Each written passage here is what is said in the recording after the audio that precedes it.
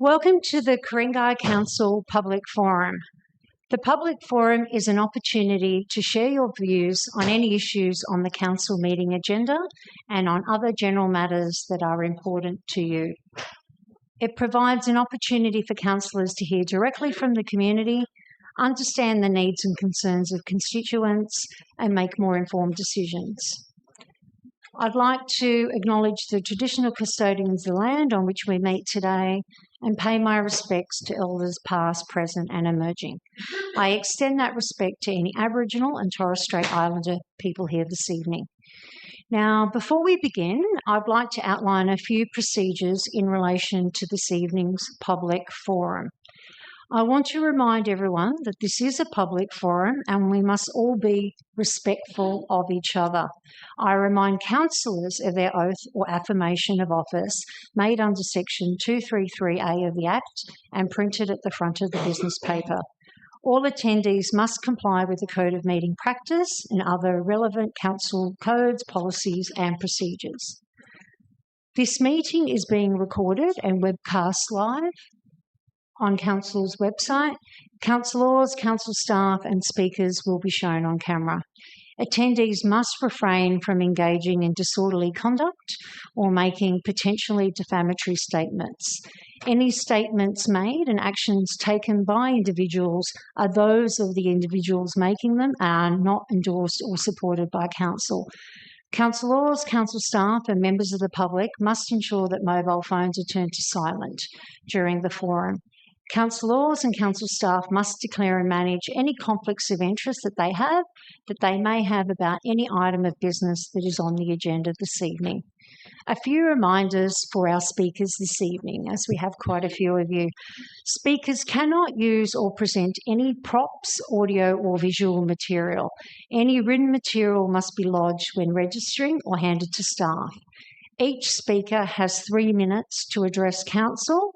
A chime will sound when you have 30 seconds left to speak. I suggest when that final, because we have quite a few of you, and in order to be respectful to each other, once that second chime sounds, if we could just wrap up the sentence that we're on so we can get through everyone tonight. If you have a lot to say, I also encourage you to submit a written submission. Each councillor may ask a maximum of 2 questions. Speakers are under no obligation to answer. But if you do, please limit it to 1 minute. Speakers cannot ask questions of councillors or council staff. I will now go to disclosures of interest by councillors. Are there any conflict of interest declarations for councillors? It looks like none, so we might as well start with our speakers. So I'm actually just going to move a couple of the speaking parts around. So I'm going to move forward items GB15, GB17 and NM1 and then put GB11 after those 3 items. General business will remain in the same order and will be looked at after GB11. Okay, well, we might as well start as we do have quite a few speakers this evening. Okay, our first speaker is on MM2, which is Kristen Haywood, representing the voices of Ku-ring-gai, who is speaking for tree loss and the need for greater protection measures.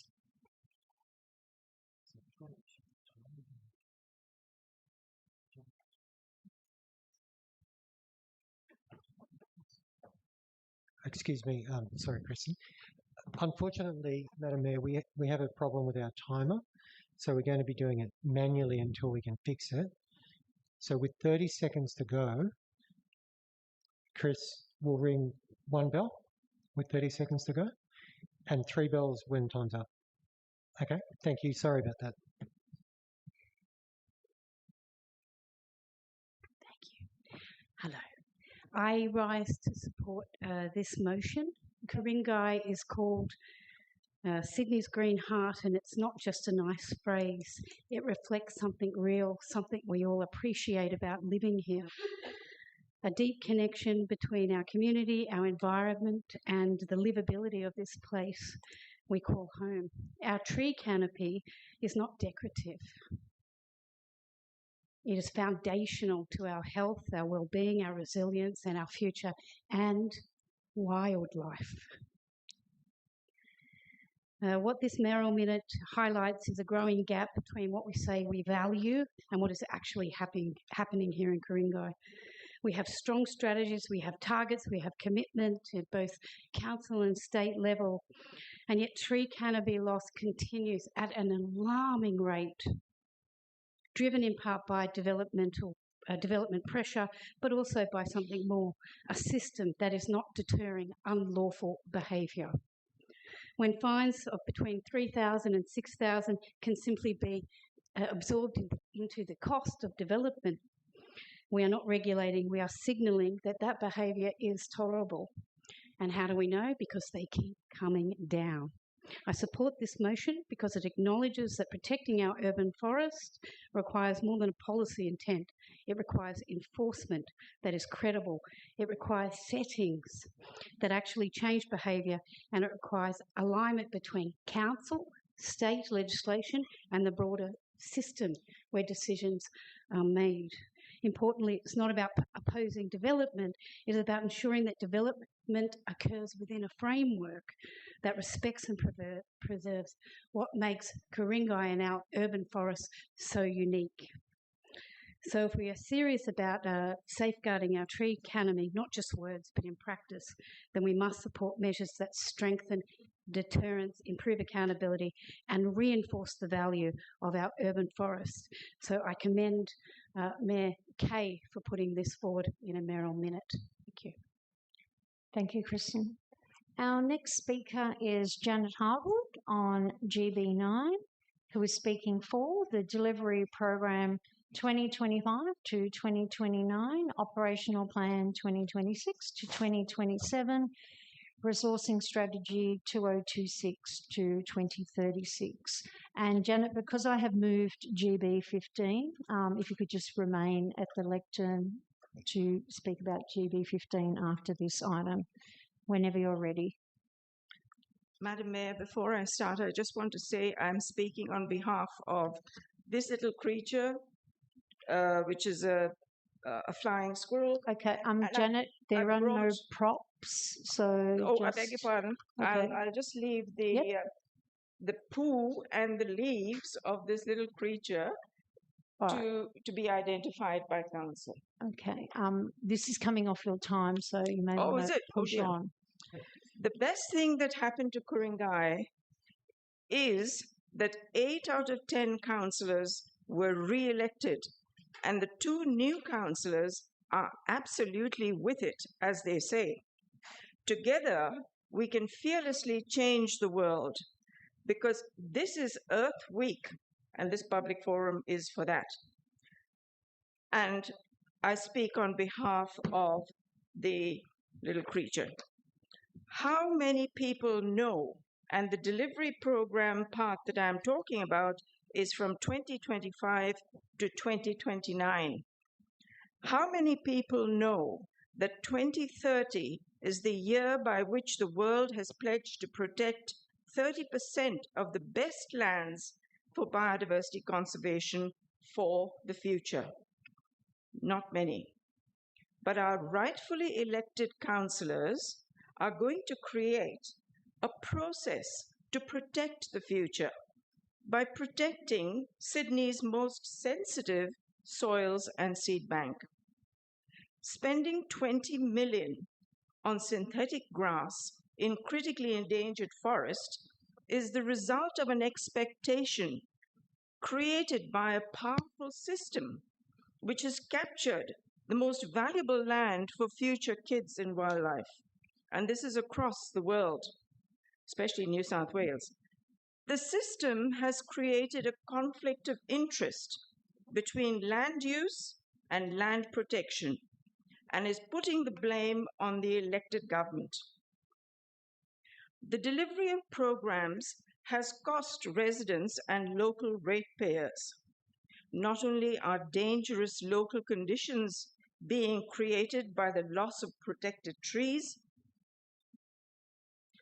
and the removal of soils in seed bank, but conditions are created for tree failure, storms to create branch fall, and potential wildfires. From 2025 to 2029, we will offset that terrible loss to future generations by going to the New South Wales and Federal Auditor General and to the New South Wales Federal and Federal Attorney Generals. Okay, thank you, Janet. Thank you. Okay, now if GB 15 is the next item, which is request to terminate biodiversity agreement, BA 00489, and I believe, Janet, you are speaking against. Okay, so whenever you're ready. Thank you. Biobanking and the creation of biodiversity stewardship agreements were always a fraud for nature. I wrote an essay on this which was sent to the minister in 2008 by my professor. In August 2022, the then New South Wales Auditor General Crawford said the biodiversity offsetting scheme was dangerous. At these public forums, the question has been asked, where is the biodiversity offsets register?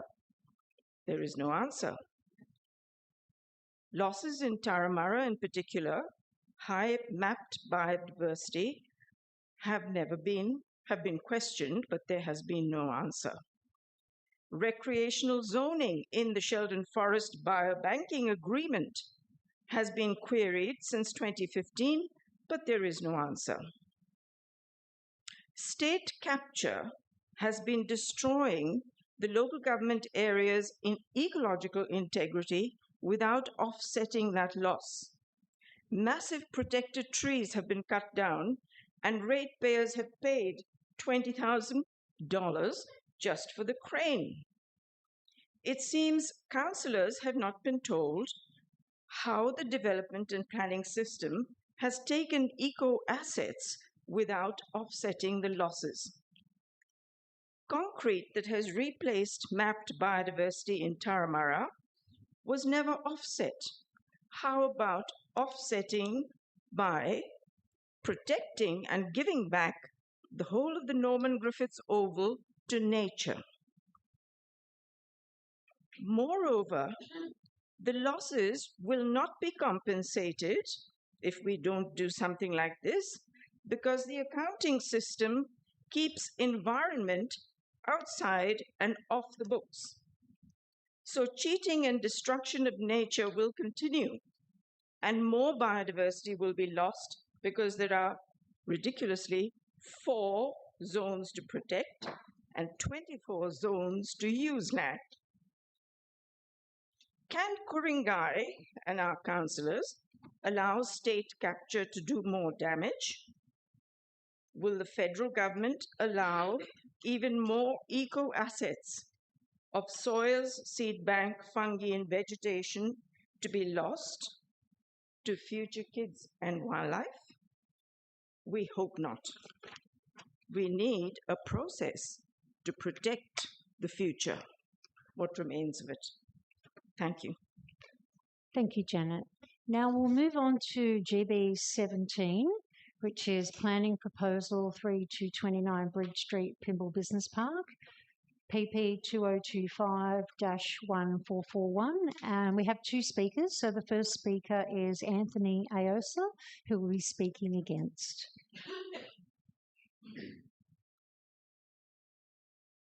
Thank you, Mayor. My name is Anthony Aosa, and I'm speaking in regard to the planning proposal at 3 to 29 Bridge Street, Pymble, and I'm one of the landowners. Council officers are recommending that this proposal be refused because it does not have strategic merit. For many years, this very council has been very vocal in opposing housing density in established residential neighbourhoods and looking for alternative options, which you have had strong community support in doing so. I'm here as a local ratepayer and property owner and just asking 2 very simple questions. Firstly, do you think that the local community would prefer its councillors to deliver more housing in an underutilised business park that does not impact local residents, Or do you think that the community wants you to continue to push that density into their established residential neighbourhoods? This single proposal can deliver around 10% of your housing targets. It can do this within a disturbed and declining commercial precinct with no direct impacts on surrounding residents and homes. That's a meaningful outcome without touching a single quiet street in Turramurra, Pymble or Gordon. Secondly, do you think that the community would like its councillors to unlock value from its own land holdings, or do you think that the community wants you to continue to hit them with 29% rate rises? Council wants to hit ratepayers with 29% increase in their rates for 2026-27. This doesn't even account for the blowout in the Norman Griffith Oval in today's paper. This Bridge Street proposal could unlock over $100 million in Council's underutilised depot site, plus tens of millions of dollars in new contributions in new rates.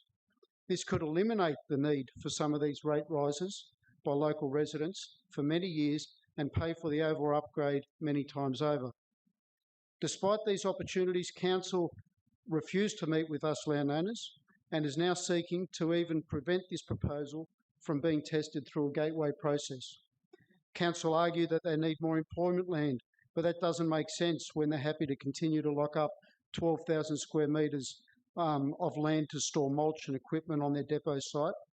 At the same time, Council is progressing their own high-density development plans with 28 levels on its own land here in Gordon, while refusing to consider density across the road. Simply doesn't smell right. Tonight, you councillors have a very clear choice.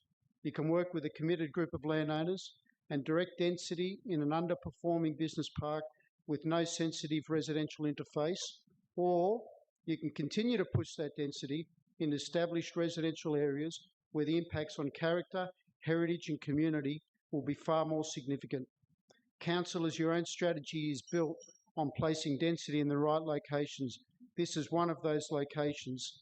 The decision is not whether that growth occurs. Time has expired. I'm being very strict today because we have a lot of speakers. So No thank worries. you. You can email that through to us if you haven't done a written There's submission. only one sentence to go, so that's fine. Yeah, no. So, okay. Look, I'll let you the one sentence, but just you say- better be quick. So all we're asking for is for the council to do the right thing by the community who have supported you in defending their neighbourhoods. And we're asking for you to meaningfully consider this and engage with the landowner group. Okay, thank you. Now, our next speaker is Sam George, and it's noted here, consultant from Hatch, New South Wales ACT on behalf of landowner group, and will be speaking against. Thank you, Sam. Good evening, councillors. I want to highlight three key aspects in favour of this proposal. Number one, housing. Of course, housing is a key priority for New South Wales, and despite the rezonings, we are falling short with delivery. Council's new housing plans are long-term, relying on the amalgamation and development of many single houses with no guarantee on delivery timeframe. This proposal will enable Council to work with a single proponent to deliver nearly 10% of the 5-year housing target within walkable distance of train stations and town centres. The site is buffered by bushland and arterial roads on all sides. It can accommodate significant building height with little to no visual impact to existing residential and heritage conservation areas, which have been verified with studies and heritage consultants' advice. It meets all the criteria for locating densities as set out in Council's TOD plan. Number two, employment.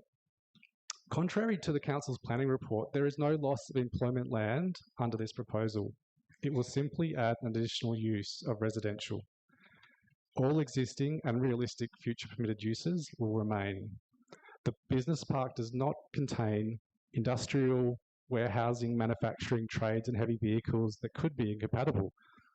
These uses require much larger, flatter sites, which the business park does not have and won't be located here in the future. Council's own economic review by SGS repeatedly refers to the local urban service function of Pymble Business Park. This includes medical, health, hardware, retail, showrooms, storage, all of which are compatible with residential use. The report also confirms the precinct is no longer competitive for office. In response, our proposal will create contemporary, flexible employment space for a wide range of locally servicing businesses with compatible residential use sitting above. This will increase employment, not diminish it, while activating the site with people, improve street frontages, enhance public domain, and generates less traffic than a purely commercial outcome. Thirdly, greenery. The proposal will create over 7,000 square metres of communal open space for residents, employees and customers, which is over half the site. It will increase tree canopy to over 25%, and most existing trees can remain under the proposal. It will increase deep soil zones from 10% today to 40% of the site. This is a significantly improved outcome for greenery and amenity compared to today. In summary, there's clear strategic and site-specific merit for additional use and more intensive development of this well-located site. The proposal will broaden land uses, create employment spaces, and enhance the business park. It will deliver well-located housing within the 5-year target timeframe and make this major investment feasible to deliver. And it will enhance the green heart that Ku-ring-gai is very proud of. Thank you. Thank you. That looks like it's right on time. Thank you, Sam. We'll now move to NM1, which is celebrating Faith Bandler Ku-ring-gai's Indigenous heritage. So we've got 3 speakers all speaking for. Our first speaker is Mitchell Robinson, representing Knox Grammar School.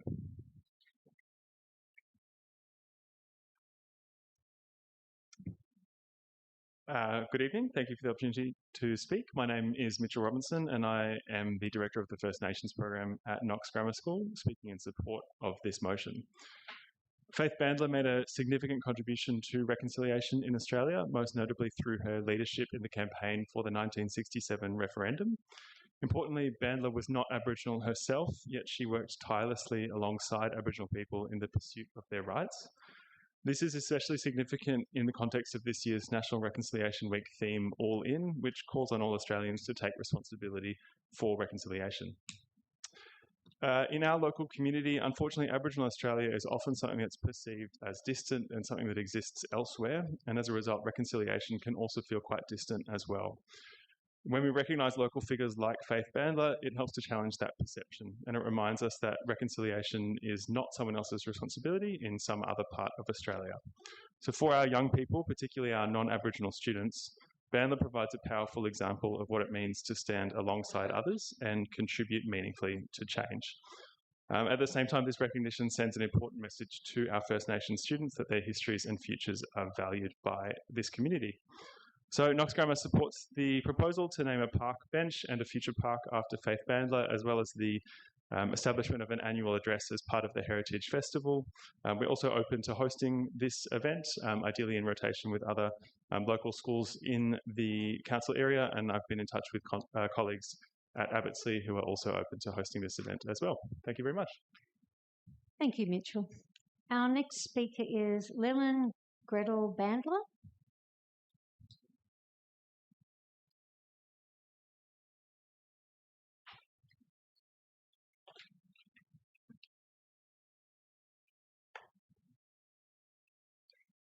Thank you, Mayor. Thank you, councillors. Good evening, ladies and gentlemen. I'd like to start by acknowledging that I live on the land of the Turramurrugal clan and I work on the land of the Gadigal people. And I recognise that conversations like these have been happening across these lands for thousands of years, talking about how to care for people and how to care for land. And I ask you to join me in paying respects to elders past and present. Thank you for this opportunity to speak. My name is Lillian Bandler. My parents and I moved to 45 Kissing Point Road, Turramurra during Easter 1970.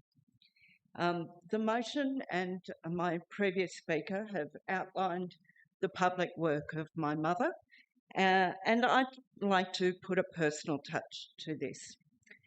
My father and my mother lived in that house, my father for 39 years until he died at home in 2009, and my mother lived there until about a year before her death in February 2015, when she came to live with me and my family. I think she only agreed to do so because I also live in Turramurra and continue to do so. The house was called Waldheim, meaning house in the forest in German, and my parents had painted the name on a large stone when we lived in French's Forest. When they moved to Turramurra, the stone came with them, and they made sure too that that large block of suburban land was covered in trees. There were tall gums loved by the kookaburras, and there was a Nirrawurra flame loved by the rainbow lorikeets. And my father tended fruit trees, oranges and grapefruits and mandarins, but my mother planted waratahs that flourished with her care, and also a pawpaw tree hanging fruit over their back balcony. As many of you will know, my mother was deeply involved in that very successful campaign for a referendum and a yes vote in 1967. And she was well known in the area, and that was part of what she enjoyed, being part of a community that knew her and, frankly, as she aged, cared for her. She's been described by others as sticking her walking stick out to catch a lift up the steep hill of Kissing Point Road. Actually, she was old school and she stuck her thumb out. And people were delighted to stop, and they gave her a lift, and the local patisserie would always make sure she actually sat at a table, not on a stool, because one day she had fallen and he was horrified, so he made sure she always had a chair and a table to sit at. And that sort of care of a community and living with a community, I think, is part of what she would enjoy having celebrated. The offer to commemorate her time in Turramurra is deeply appreciated by her family. And I hope that I can work together with Council to arrange fitting memorials to her very happy time in this municipality. She was an orator who loved trees and rest, and who fought for justice and equity for all her life. Thank you, Mayor. Thank you, Lillian. Our next speaker is Robert Mackinson, who is representing the Hornsby Area Residents for Reconciliation. Thank you, Mayor. I too would like to acknowledge the traditional owners and custodians of the country that we're on. My name is Bob Makinson. I'm the chairperson of Hornsby Area Residents for Reconciliation, HARR, or HAR for short. And despite the name, we have members across both the Hornsby and Ku-ring-gai LGAs. We're a local reconciliation group for Indigenous and non-Indigenous people in the area. We're affiliated to Reconciliation New South Wales, and we've been going for about 30 years. We act locally to promote reconciliation and an appreciation of Aboriginal and Torres Strait Islander rights and their cultural heritage and its place in Australia. We're really delighted to see this motion go up, and we congratulate the proposers of it. Faith Bandler was a supporter of our work, and we, in our small way, of hers. She was a long-time resident of Ku-ring-gai and a real Australian hero. Her national honours included a Australian Human Rights Commission medal in 1997 and an AM, Member of the Order of Australia, in 1984. She'd actually had the integrity at an earlier stage to decline a Member of the British Empire award, that empire having no good memories for her family. Her father had been blackbirded from Vanuatu into forced labour on a sugar farm in Queensland as a boy, but later escaped. But Faith believed strongly in the potential for good in modern Australia and never stopped working for that. The National Trust recognised her as a living treasure in 1997, and in 2001 the Sydney Morning Herald put her among the 100 most influential Australians of the 20th century. She's best known for being the voice and face of the Yes campaign, for that 10-year campaign for the 1967 referendum. But she also worked in many other areas to promote the rights and well-being of Australians of different sorts over many decades. She believed in working for a better Australia at community level where it counts. This resolution proposes 3 acts of recognition, and Hornsby Area for Reconciliation supports all 3 options. They all place faith's legacy in a community context, which is entirely appropriate. An annual commemorative address would be particularly exciting in my view. It has great potential for really creative approaches that could cut right across the age divide and across other social barriers. The measures in this resolution would make a fitting form of commemoration. We congratulate the movers and we commend the motion to Council. Thank you. Thank you, Robert. Okay, we'll now move on to GB11, which is Norman Griffith's Oval Upgrade Project Update. Our first speaker is Mignon Booth, who will be speaking against.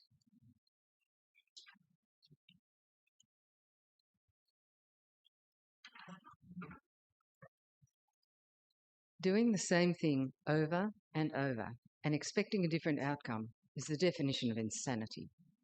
Some councillors here have blindingly ignored repeated warnings of this not being a viable site for a synthetic oval. These councillors ignored their own council's staff advice, community members, specialist experts on flooding, design and environmental issues, and the Chief Scientist's report. These councillors insisted on continuing and gave that directive. They further ignored warnings about using advisors that have financial interests, warnings of inadequate or non-existent environmental assessments and the costing of their consequences. They ignored that previous project assumptions, all on record, have proved to be false. Despite this, most councillors continue to show a reckless disregard of the warnings and the best interests of general ratepayers. This current document is based on another directive made by councillors to build a synthetic oval. It does not explore or cost any other options or alternative pathways. Now, councillors' overriding priority should be cost containment. A very large portion of the costs already spent, and this runs into the millions, are the environmental costs. This seems to be poorly understood by councillors. One major point of difference between a natural turf oval and a synthetic one here is that with a natural turf oval, the waste and drainage is held and filtered on-site by the oval and basin. Whereas in the synthetic oval, the water is contained, filtered, and then exported off-site.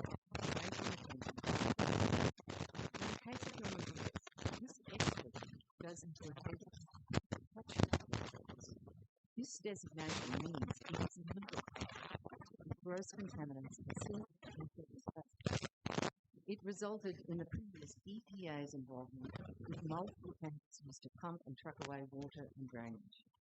It remains an ongoing cost and future risk of proceeding with the synthetic oval at this site, as well as the many other environmental damage risks. Additionally, proceeding here with a synthetic oval goes against the New South Wales planning guidelines, specifically recommending not to build synthetic ovals in flood-prone or environmentally sensitive areas for exactly these reasons.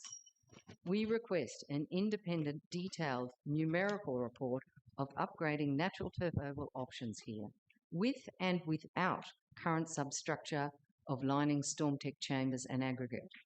Previous disingenuous reviews of future revenue arrangements distorted financial assessments and claimed parity between using options. We want honest decision-making and due diligence from councils. Thank you, Mignon.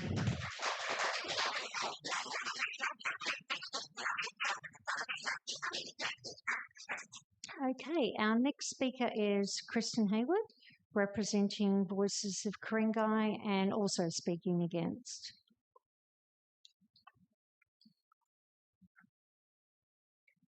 In May 2003, I released a position paper after running in the state election and hearing all about this saga with Norman Griffith Oval.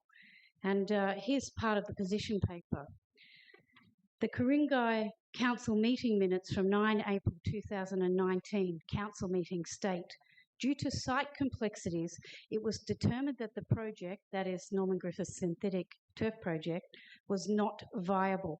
Major site constraints such as the oval being a flood detention basin, limiting space to achieve flood immunity, whilst maintaining a full-sized environmental factors and visual connectivity with the surrounding Bicentennial Park, implicated prohibitive costs to achieve the conversion. Council engineers, April 2019, you can find it in the minutes. So that's your engineers. Yet, at an April 2020 council meeting, the Director of Planning and Environment, Andrew Watson, stated, "It has got to be pointed out that the money that the soccer club has brought to the table is nearly $1 million, and that is only available for a synthetic field. So in the event that the council decides not to do a synthetic field, their funding wouldn't be available for a turf upgrade." That was costed at around $3.3 million then.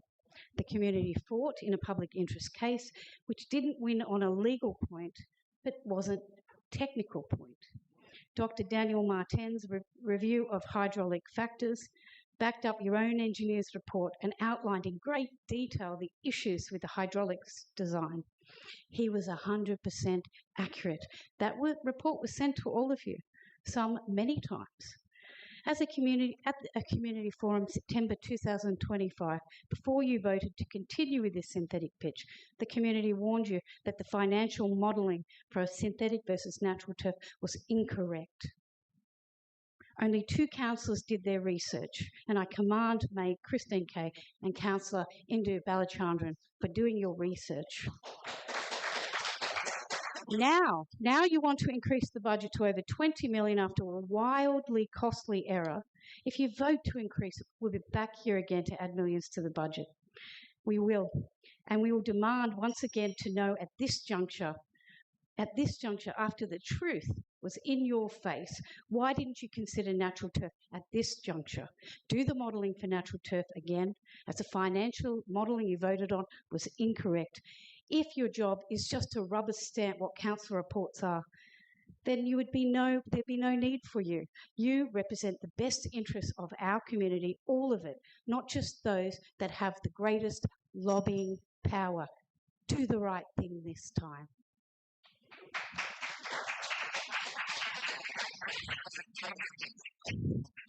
Thank you, Kristen. Now, I don't mind people clapping, but if you can just wait till the end and the speaker, so not disrupting the speaker midway. Our next speaker is John Southwood, who is speaking against.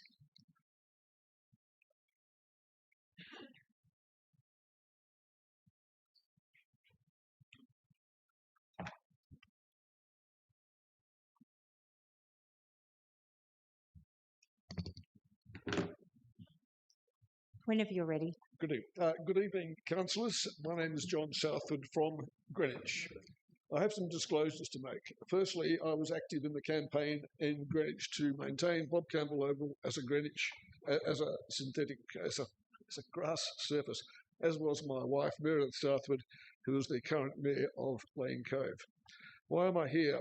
Given my financial background, which is 40 years corporate finance experience, including 25 years running my own corporate advisory company, advising federal, state, local governments, many of which retain me as an advisor, plus numerous corporates and most of Australia's major professional firms, I think I'm qualified to comment about what has been seen.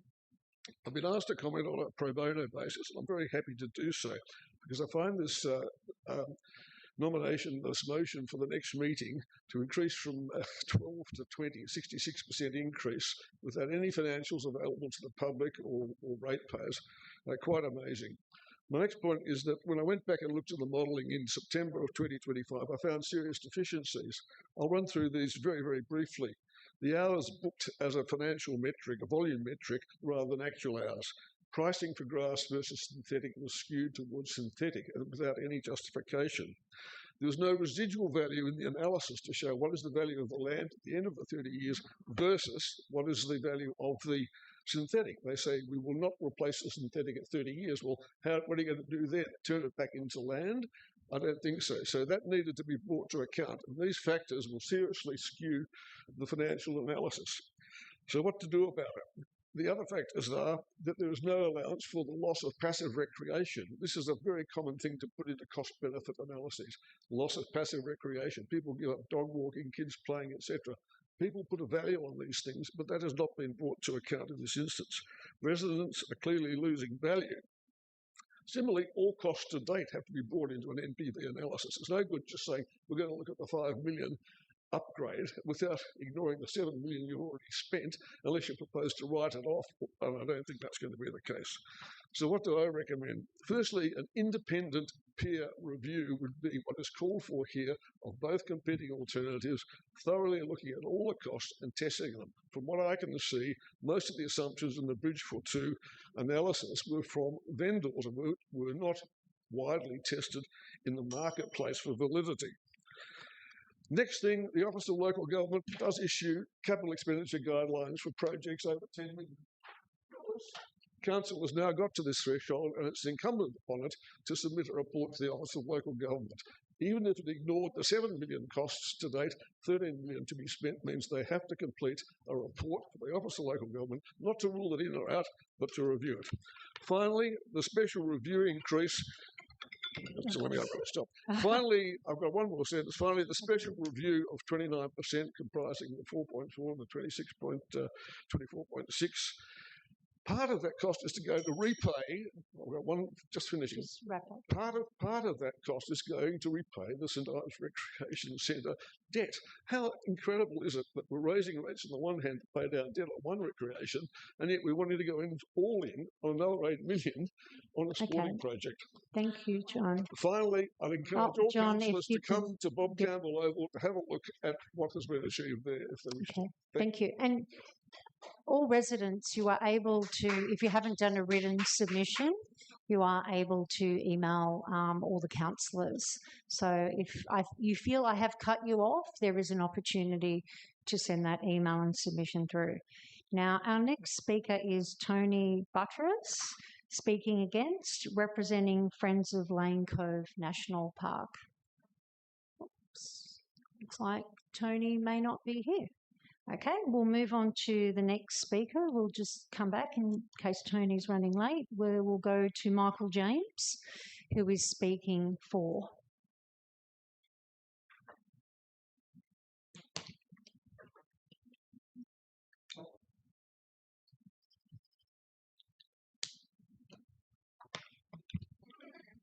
Good evening, councillors. Good evening, Mayor. I want to speak tonight not just about Norman Griffith Oval project, but about what this community has lost while we wait.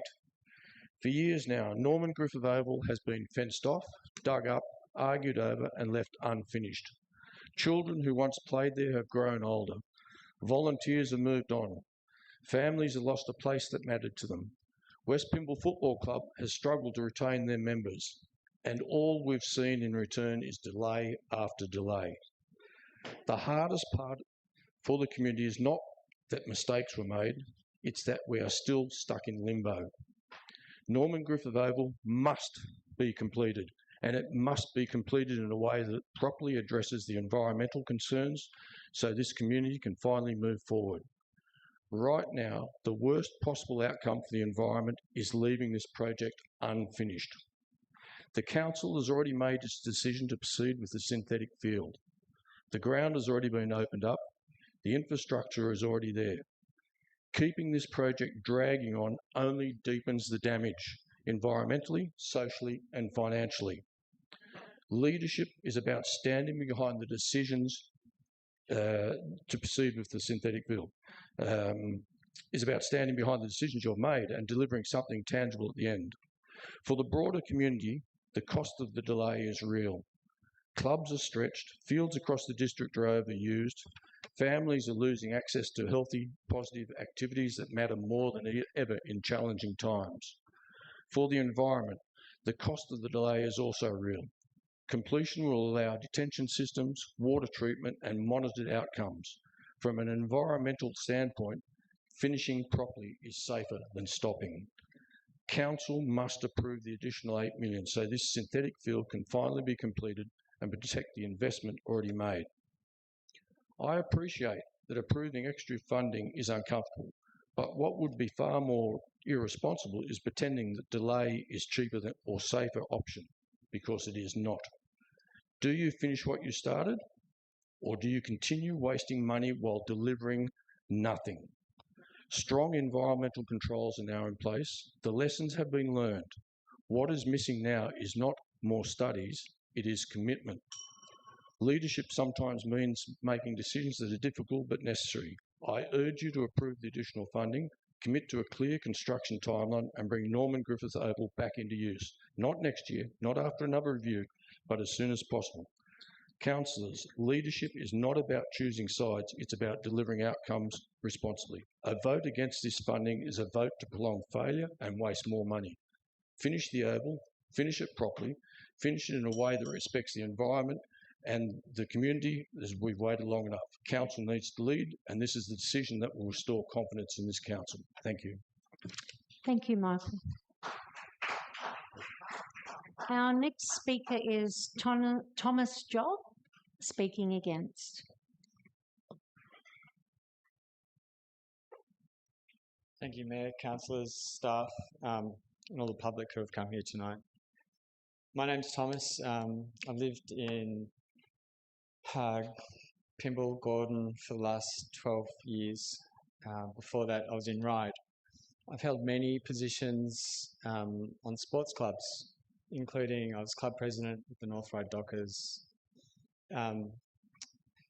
coach from under 6s to under 17s. I'm very dedicated to the people of community. We put in a synthetic turf at North Ryde Dockers in partnership with Ryde Council. And we did it as a percentage. We didn't do it as something that we'd say, here's our portion, and then everybody else has to pay the rest. It was very much considered our space, our home, because that's what we put in. At the same time, we upgraded the clubhouse. I wouldn't do the same thing today. The pressures were real. There was fun that the kids could play more sport. We had less rained out days. The council were less likely to close the ground, so we had more games to play. In the AFL, we didn't have such a pressure that we had to, because we could have a system in competition where a bye, or rather a rained off game, we could just split the points and say, we don't need to play that game. The soccer clubs at the time had a very different pressure. They were saying to council, we're not allowed to have a rained out game. We're not allowed to split points. The competition was forcing them to make sure they always played a game. So it was no longer about the community and the kids playing, it was about the competition dictating that games had to be played. I wouldn't make the same decision today. So as club president then, I was very proud to say I was doing it. I thought I had all the right reasons to do it. Today though, my world's a bit wider. I speak to friends from Doctors for the Environment in Australia, and they tell me that plastics are found in carotid arteries, are found in our testes, are found in places that mean that we're more susceptible to death and injury compared to those who don't have it in their blood. So I wouldn't do that today. I would now consider standing on a field of plastic the same way as I would if I stood there with plastic bags and scissors and started cutting up plastic and just leaving it all over the place. I wouldn't do that today, and I think I'd be wanting to have grass for my kids to play on. Thank you. Thank you, Thomas. Our next speaker is Stella De Volder, speaking against, representing Ku-ring-gai Labor Branch.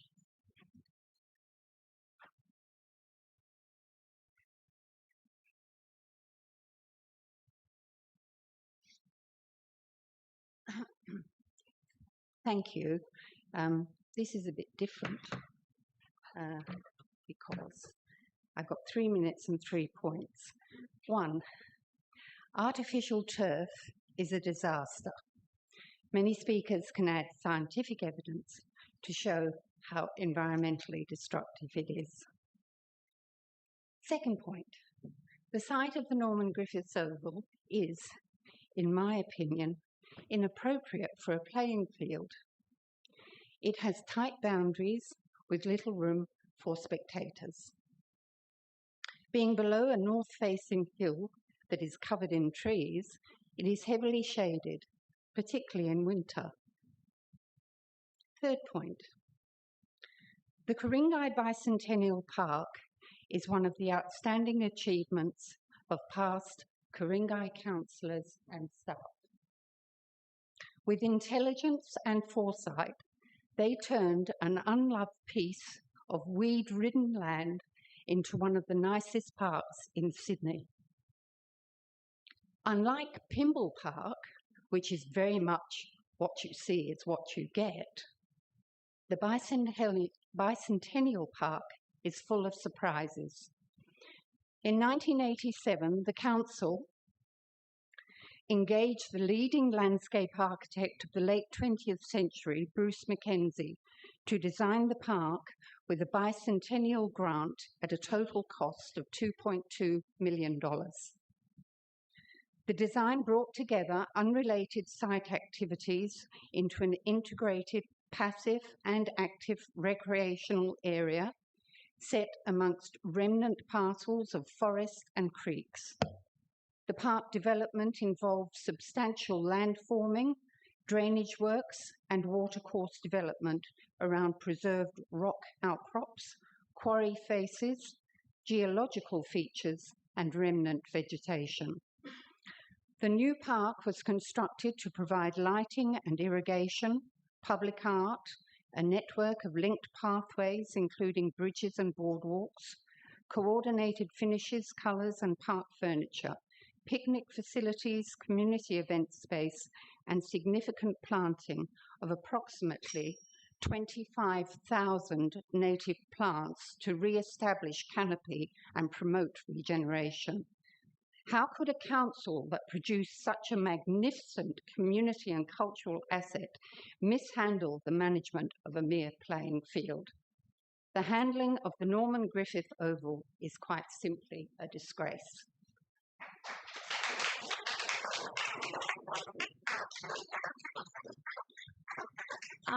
Stella, I've got a question from one of the councillors. Would you like to take that question? It's entirely up to you. So It's not a question. It was just a note to Stella saying thank you for... Stella's just there, so if you just want to go back to... bringing our attention to Bruce Mackenzie. I was not aware of that history. No.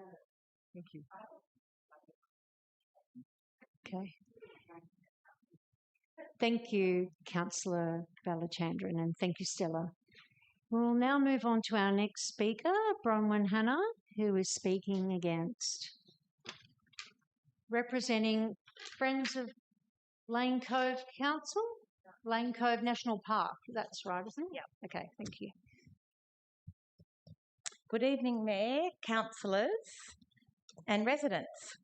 Thank you for the opportunity to speak tonight, and I'll be very brief. I pay my respect to the elders of this land, the owners of this land, and elders past, present and emerging. As we all know and have read in the papers, Ku-ring-gai now has the dubious honour of constructing the most expensive synthetic field in Australia. No councillor in this room should be at all surprised by what has happened and how we got here. Many councillors from day one of this project chose not to rely on expert information that was given to them. They refused to listen to the warnings of numerous experts when voting on this project. Key information was not forthcoming nor transparent, and little time was given to scrutinise the information that was information. The fact is that we had to agitate to even have the REF publicised for this project. It's been a killer combination. When Mayor Kay, the former councillor, on the 16th of March 2023, called an extraordinary meeting so that the project could simply be scrutinised for over 4 weeks, which was actually promised to residents and was in the contract that we have seen. Only one councillor supported her. Unfortunately, we are all paying a very, very high price for this. Not just the soccer club. Every single resident who will miss out on new infrastructure and maintenance as a result of this incredible blowout. All the residents who cannot dog walk on that field or use it for passive recreation and will not be able to use it for passive recreation if a synthetic field goes ahead. Yet here we are again, and it appears council are about to go ahead and spend an extra $8 million on the project without giving experts and the community the ability to scrutinise the information again. The claims that they are being made in the council report and the numbers council are relying on to go ahead with a synthetic field at Norman Griffith, as John Southwood, expert, has explained to us. Further, as he has shown, it appears the $8 million is not budgeted for this time when the council are asking for a rate increase to deal with debt around the St Ives project. We do not have a proper cost-benefit analysis, which appears to be required by the ILG for projects over $10 million. We have not been given enough information to compare this proposed synthetic oval with a new detention system with the cost of putting in a best practice natural turf alternative. We have been furnished with no examination of the financial and environmental risk going ahead, pointed out by Mignon. We have been given no examination of the post-construction environmental risks. In summary, 2 economic experts have pointed out that we need to look at this carefully. We know where this is going to end up if we don't. This time, far more people are watching. Council cannot go ahead on this basis. They should not approve this budget increase. It would be financially irresponsible. Can you just wrap this up? Sure, especially given Council's current financial position. Thank you very much. Okay, thank you. Our next speaker is Dale Crosby, who is also speaking against.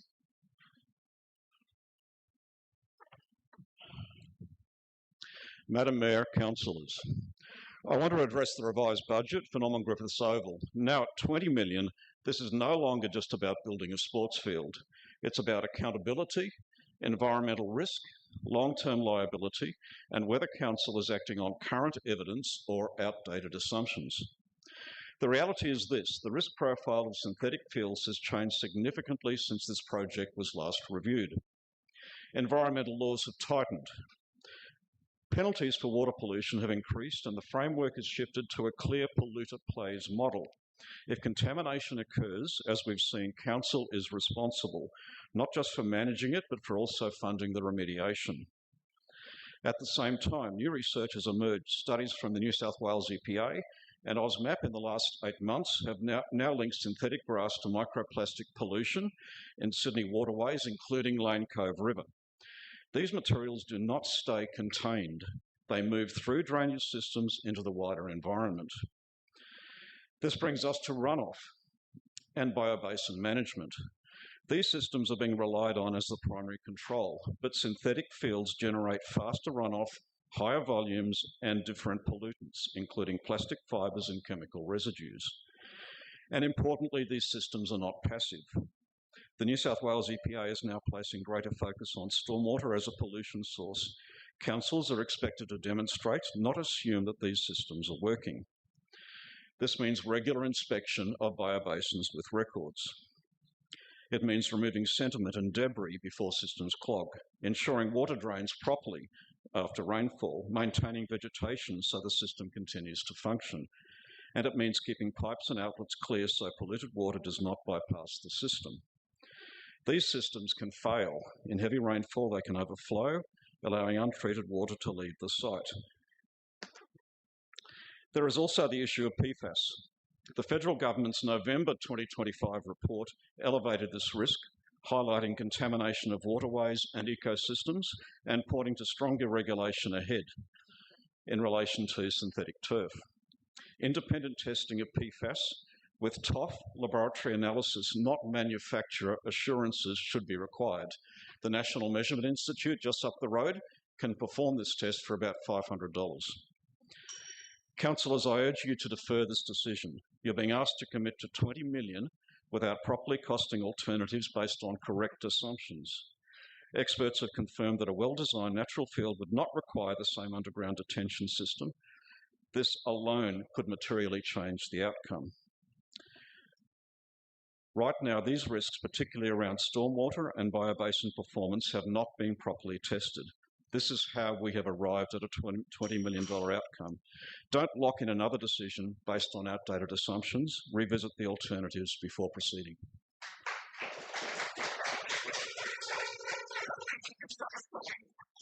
Thank you, Dale. Our next speaker is Catriona Carver, who is representing the Natural Turf Alliance, who's actually online. So hopefully you'll be able to hear the little bell chime.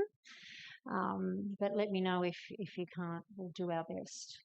So whenever you're ready, Catriona. Can you Yes, hear us? hi. Just want Okay. to check that you can hear me. Yes, we can hear you. Thank you. So much. So yes, I'm Katrina Carver from the Natural Turf Alliance.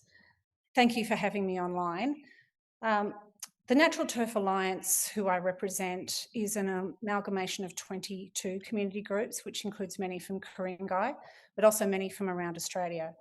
We were formed once many groups found that they were having their local park turned into synthetic, and that they were concerned that many of the issues weren't being addressed. My area, which was Banksia and Gardner Park, where we took the council to court, the water issues there meant that the heritage wall fell down 2 years later from the water issues that we had already identified. But when we lost the case, someone from Norman Griffith said to us, "You're about to live with synthetic. You can tell us what it's like." And I'm reaching out to the parents, to the people who play soccer, to the soccer teams, and say to you, I've heard this. I've heard that you are living with synthetic and many of you don't like it. You don't like that you are being pushed to play in the rain. You don't like that your kids are coming back with turf burns. You don't like the issues with your ankle, your feet. You don't like the heat, but you are being pushed to play on an unsafe surface. How unsafe is it? I think we're all starting to see.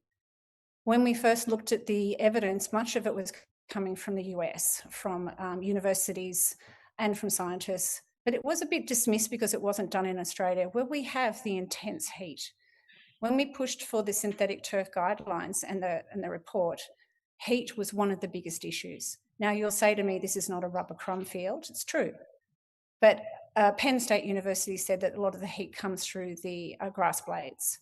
And those grass blades are also going off into the environment. But the grass blades actually contain the heat as much as the plastic. So the infill is actually not as important, which actually leads me to the expert advice that you often receive from the synthetic turf industry or the consultant. It seems to be one consultant who's giving off a lot of this information versus many of the scientists that we have that are giving us free advice. It's an imbalance in the experts. One of the experts is saying that natural turf can only last 25 to 30 hours. There is absolutely no evidence for that. Councillors, if you want to ask your expert, where does 25 to 30 hours of playability on natural turf come from? Natural turf can be on par with synthetic turf. Now, that information is coming from a soil scientist who has been triple peer reviewed and has developed a cultivar unique to Australia and New South Wales. He has developed natural turf that is actually unique in the world system. So you need to look at our experts, and you also need to look at the sales advice that you are getting. So I'd like to also commend some of the information coming from Norman Griffiths. They have tried so hard to find experts to see what was going on. None of us have actually got that background, but we have actually approached the people with that information. So apart from heat, the plastics, the fire and the flood, you've got a bingo on so many of the issues when all they wanted was to play on natural turf. That's an infrastructure and maintenance issue.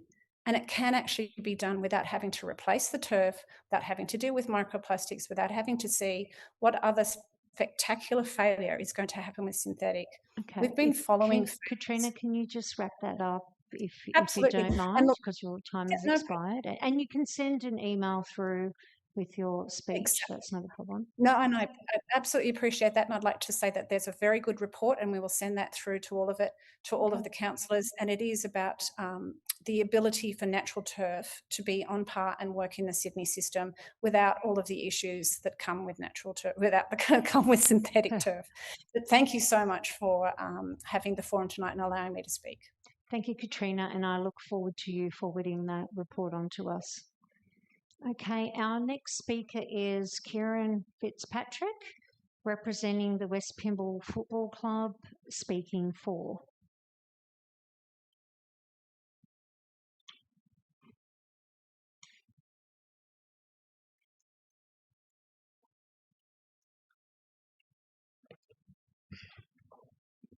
Okay, good to go.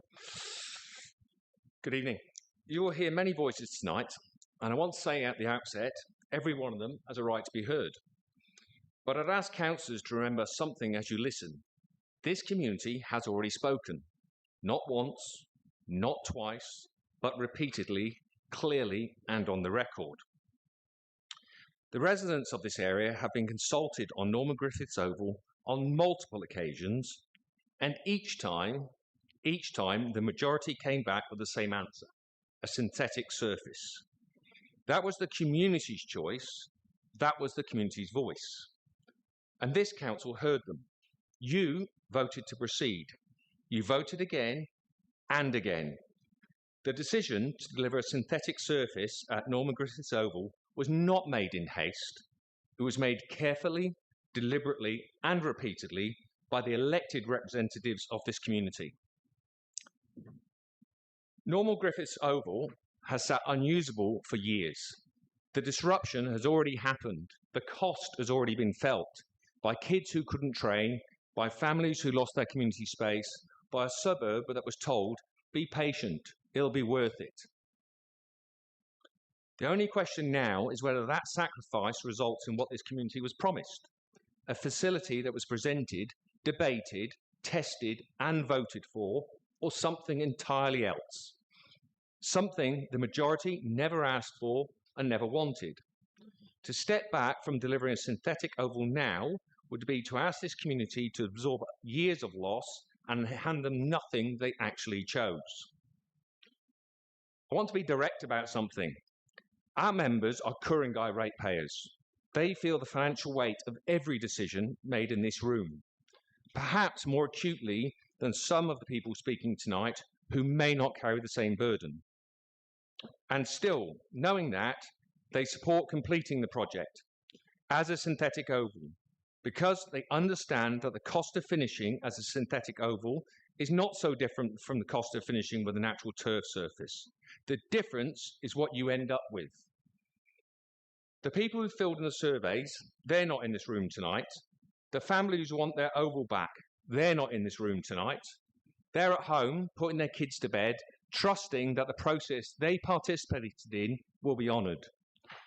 Don't let the noise of tonight drown out the clear, consistent signal this community has sent you over and over again for years and years. The community has done its part. It showed up, it filled in the forms, it attended the meetings, it waited, it kept waiting. Honour the mandate, complete the project as voted on, a synthetic oval at Norman Griffiths, and give this community back its oval and finish the job that was started. Thank you. Thank you, Karen. If I could just remind the gallery if they would just listen to the speakers in silence, if they don't mind, so we all show the same respect. But thank you, Karen. Our next speaker is Louise McCallum, representing Ku-ring-gai Labor Branch, and I believe Louise is speaking against.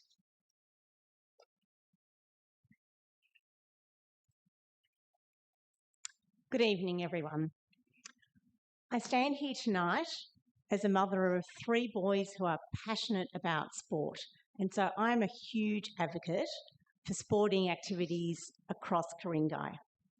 At the same time, I stand before you as quite an embarrassed ratepayer, with Council's $20 million synthetic oval at Norman Griffiths making headlines in the media this week as Australia's most expensive soccer pitch. Ratepayers are certainly sitting up and taking notice at a 400% blowout from the original $3.3 million initial budget. And I note this in the context where the council are applying to increase rates by 29%. Now, council have been at pains to say that this cost blowout will not come out of our rates. Instead, it will be funded from its infrastructure and facilities reserve. I'm sure everyone is clear on the fact that continuing to put this amount of money into one facility means that it cannot be used for other projects, including for other oval upgrades. I note and I agree with finance expert John Southwood, who spoke earlier this evening, that it is not reasonable for councillors to accept an $8 million increase for this project without the community showing the numbers that council are relying on to make that decision.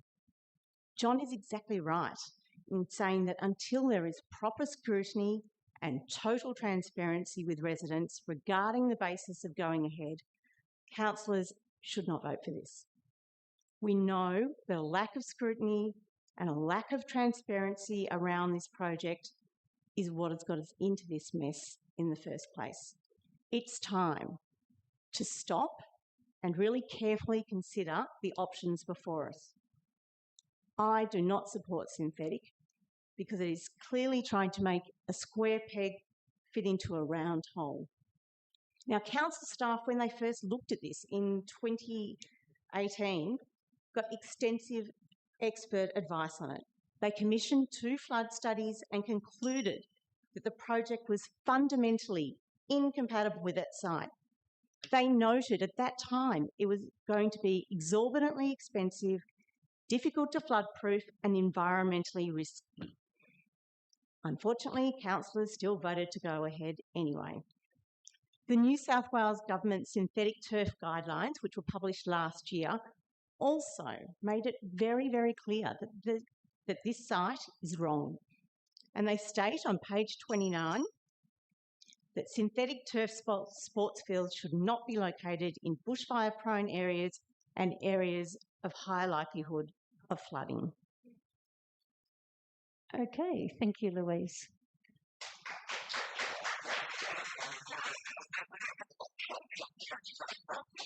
Our next speaker is Mark Zirrell, representing Total Environment Centre and speaking against.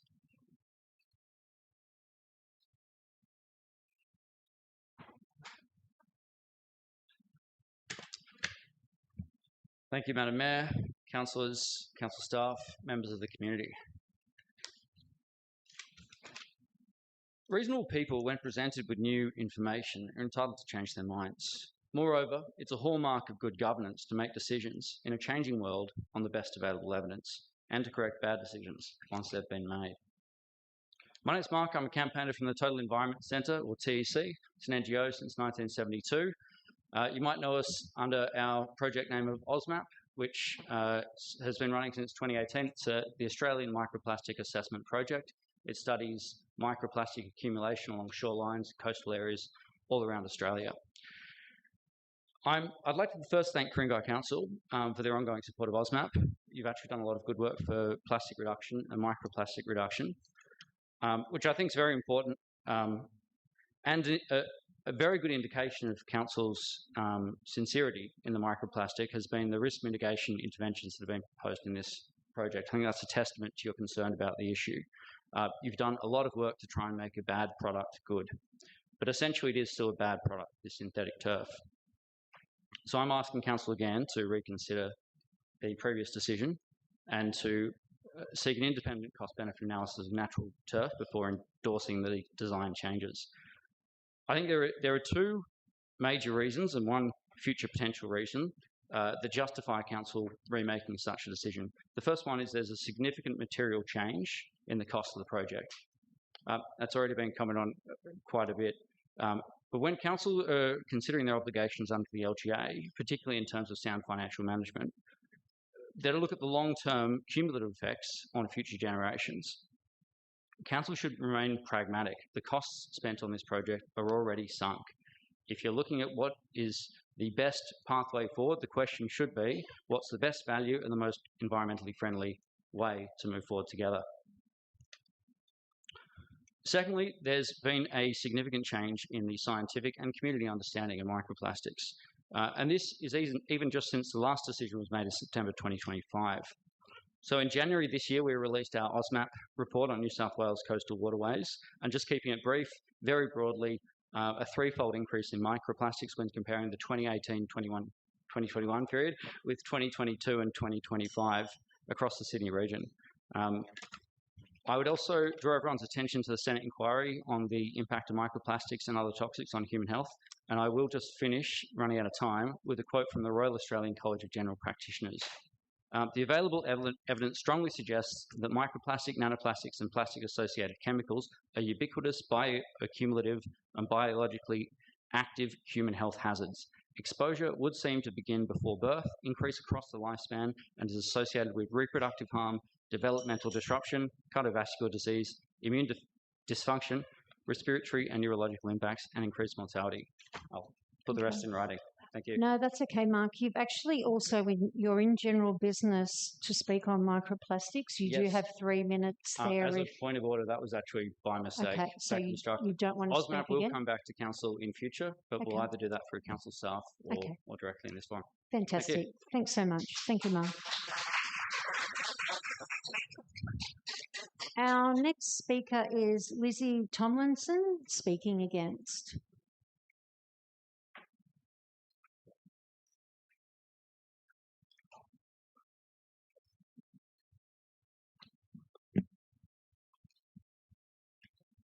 Mayor and councillors, I'm very grateful for the chance to speak tonight. My name is Lizzie. I'm not a good public speaker. I'm quite nervous, but here goes. I've lived in West Pymble all my life. I work at the Aquatic Centre and I love the Bicentennial Park and Lane Cove National Park. I have a degree in environmental science and have worked as an environmental scientist for 3 years as part of a contaminated land team. And during that time, I spent a lot of time undertaking fieldwork and investigation sampling the toxic and pervasive chemical that we call PFAS, also known as forever chemicals. I'm totally opposed to the development of a synthetic field at Norman Griffith. Aside from the glaring financial and health issues of plastic grass, you could not get a worse location for a synthetic oval. The cost of this oval to the environment is absurdly high. The oval is in the middle of a Sydney turpentine ironbark forest, which is endangered and on the brink of extinction. Council's own documentation for this project shows the oval is a habitat for endangered microbats and powerful owls. PFAS has already been detected on synthetic fields, and I'm certain that this oval will become a toxic source of PFAS. Every day we are learning more and more about the dangers of synthetic fields, and research in Sydney has already found that during high rainfall events, plastic grass and chemical leachate escapes into local waterways. And I'm sure you're all aware that the oval is being built above a creek that flows directly into the Lane Cove National Park. So my question is, why has council approved this plastic oval knowing that it is in a floodplain? The New South Wales Chief Scientist says you should not put synthetic fields in flood zones or in fragile environments. Why do councillors continue to ignore this? Like many people my age, I'm very concerned about the environment. We know our community is paying a very high price for councillors ignoring expert advice time and time again, and so will the environment. I believe the council is failing in its role to protect the biodiversity of our area. I'm asking you to stop this insanity and put a best practice natural turf field in at Norman Griffith. This is the least risky option and will be an asset for the whole community. And it will give soccer players the hours they need. It means we can still dog walk and picnic on the oval, and it means we won't put our environment at risk. Thank you.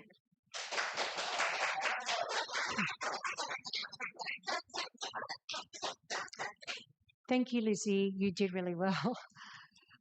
Our next speaker is David Cook. Speaking against. Thank you, Madam Mayor. It's a pleasure to be here. I used to be a local resident for about 10 or 15 years and lived in Pymble Avenue, so I know the grounds. And I didn't realise coming here tonight there'd be so much emotion in the room. But anyway, I'm not actually going to carry on with the debate about synthetic turf versus natural turf. I'm going to talk about how bloody good natural turf is. And one of the great things of being an ex-councillor at Mosman Council for 5 years, I was instrumental in finding Dr. Mick Batten, who some of you know, and getting him to redesign all of the Mosman ovals. So much so, they are so damn good, the Minister for Parks and Sports, Steve Kemper, invited me into Parliament just over a year ago to sit down with him, with Mick Batten, to try and understand just why our ovals are so good. I play touch football 3 times a week at 6:30 in the morning on Balmoral Oval. While I'm down there, there are several training groups using the oval. Queenwood girls are down there doing sport. The athletic coach is down there with them. It's a really, really busy oval. And you know why it works? Because it's drained properly. Mick Batten is brilliant at designing ovals. He doesn't build them, he designs them. And every time I go down there, it doesn't matter how much rain we get, it can bucket down the night before. You can go on that turf, and it's like being on a bowling green. So I'm encouraging you, let's not get too hung up about synthetic turf. I mean, there's plus and force in that turf. For instance, if you're going to play hockey, and you're a good hockey player, you need synthetic turf because that's what internationally they all play on. If you're good at athletics, you need some synthetic turf because that's what they all compete on in the sports fields where they play. But I'm telling you, if you want to play soccer, rugby, or any of those other games, you ought to come down and look at Balmoral Oval and see what a fantastic job the council has done and Mick Batten has designed. So that's all I wanted to say tonight. It's a bit of a trip up here from Mosman. I've enjoyed listening to you all, and I'm now going to head home and have a late dinner, if that's all right.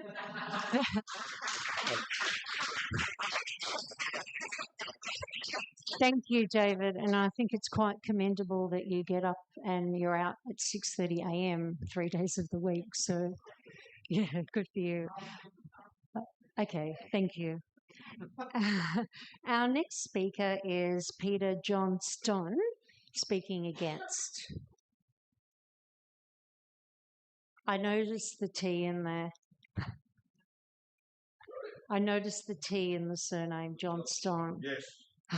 I used to work with 2 other Johnsons when I was an environmental officer for the Department of Mines many years ago, and we were known as Triple J. But anyway, so my name is Peter Johnston. Professionally, I should declare that I'm a fluvial geomorphologist. Nobody knows what I do. But I am a rivers and soils and landscape evolution specialist. I have my own little consultancy, and I'm here to speak against the Norman Griffiths Oval artificial turf surface. I was going to talk about microplastics and I was going to talk about pollutants, but I think it's been done to death. I am not here to reinvent the wheel. I will speak to my strength, which is about stability in the fluvial environment. And I've looked at the Torrent flood study and I've looked at the Orion engineering flood study, and I find them to be fundamentally flawed. They do present the information in a most basic form, but they don't explore what it means. I have never seen a flood study that only addresses one recurrent interval. The 1%, 1 in 100 year ARI flood is all that is addressed here. In the Torrent study, they do present rainfall from a number of other rainfall recurrence intervals, but they only deal with the 1% flood, 1% AEP flood. They don't discuss the probable maximum flood at all. The Orion flood study, which assessed that previous torrent flow study certainly does mention the probable maximum flood. It's presented in a couple of diagrams in the back, but that's it. There is no discussion on what it means. It's just presenting the information. There is no discussion on the stability of the landscape from those floods. There is a couple of places in those reports where flood velocities are mentioned, but they don't go into stream power. Stream power is a function of discharge, volume, and velocity. Any stability in any fluvial landscape is dependent on stream power. It's just not discussed. So moving forward, spending exorbitant amounts of money, and I am fundamentally against the project, without the proper science behind it, whether that be the heat island effect from hot surface or microplastics, and all this has been discussed before. My problem is the fundamental stability of the facility. I prefer a natural grass environment. Some people prefer the artificial turf. Whichever way you go, whatever the built environment is there has to be a stable, sustainable environment. And you just don't have the information to proceed with that. So that's my position. I am against it. Thank you. Okay. Now, Peter, I've just got a question from a councillor. If you'd like to take that question from Councillor Nye. Yeah, quick question. Can you please send us the transcript afterwards so we can digest what you've just said? The transcript of what I just said? Yeah. I don't have one, but I'm happy to write it down for you. Sure, thank you. I'll give it to Justin and he can send it to me. Thank you, Peter. Thank you. Our next speaker is Scott Wall, representing the West Pymble Football Club, speaking for.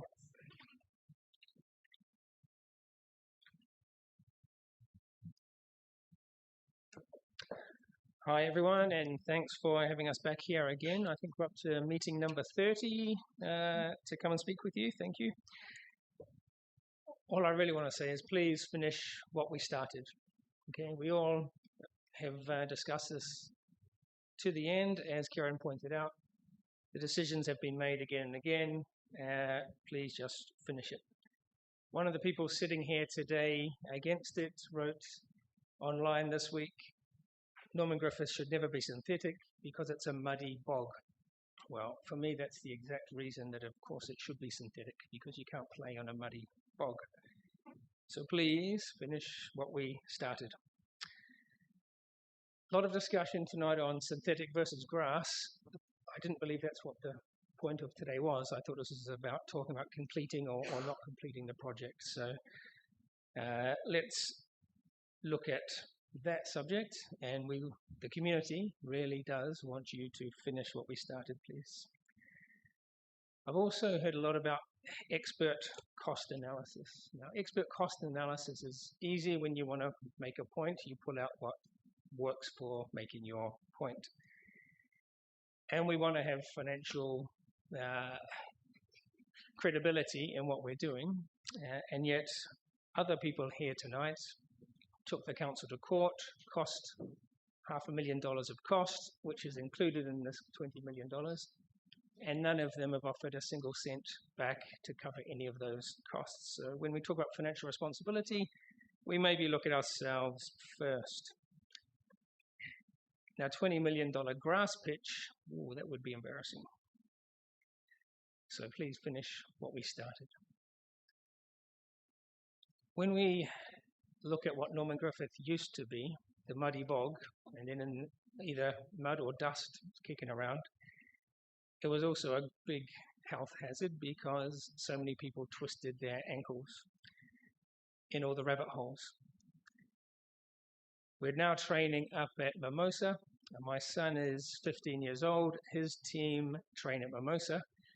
One of the team members has already no longer playing this season because he stepped in a rabbit hole, twisted his ankle. The doctor said, "You're out for this season." So synthetic pitches make a lot more sense for these obvious reasons. So really, very simple to finish. Please finish what we started. It's what the community has asked for about 10 years now. The majority of the community we should add. Thank you. Thank you, Scott. Our next speaker is Kevin Johnson, representing the West Pymble Football Club and speaking for.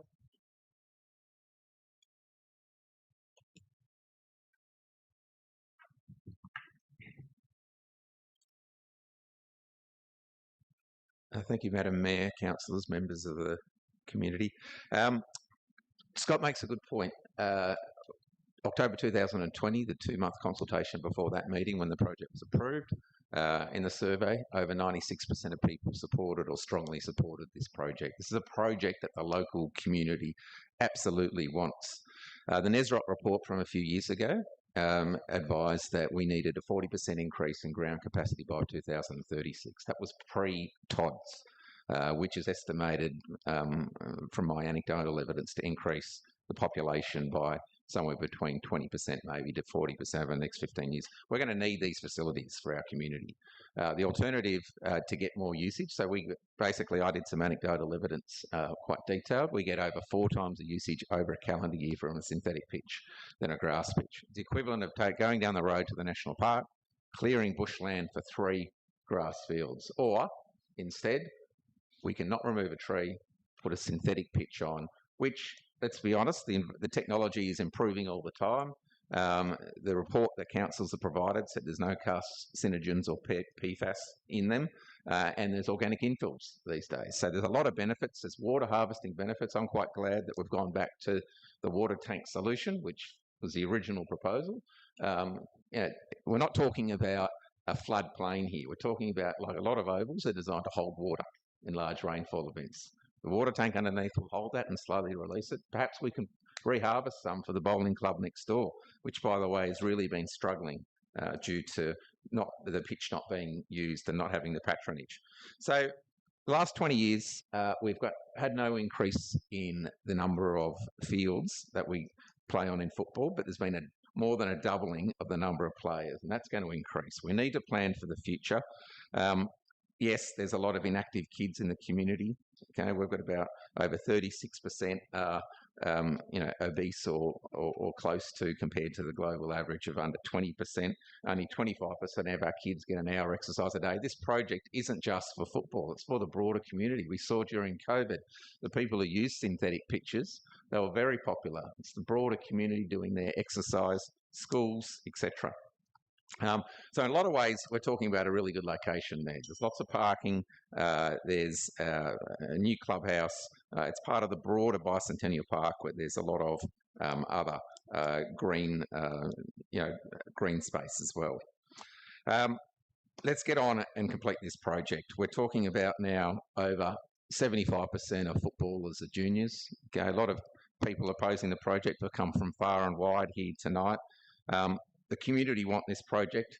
My last point is that the paper indicated that the cost of putting the water tank underground and completing the project is the same for natural turf as synthetic turf. Let's do synthetic. Let's get that additional usage. Let's future-proof our community for the growth in population to be able to play in all kinds of weather conditions. Thank you.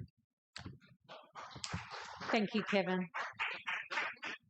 Our next speaker is Christian Berlioz, who will be speaking against.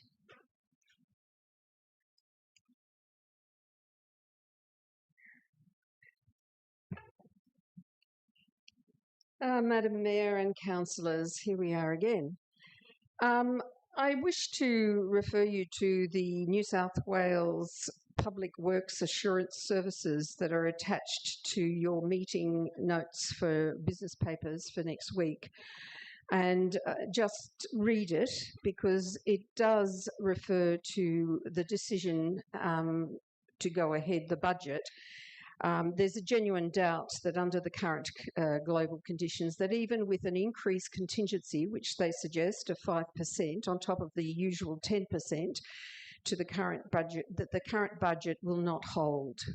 So there's doubt, and you have to check it every week they're talking about. So with that in mind, I'm going to just mention, in response to some comments that were made, that in my opinion, leadership is not measured by pushing a risky project over the line on an unreasonable budget.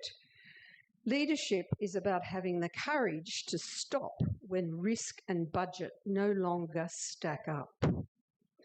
And with that in mind, I go on to the purpose of my speech originally, which was to ask you to confront the documented pattern of process failures and question the decisions that are being made. Council's own staff originally advised, after comprehensive flood studies, that a synthetic field was fundamentally incompatible with the site.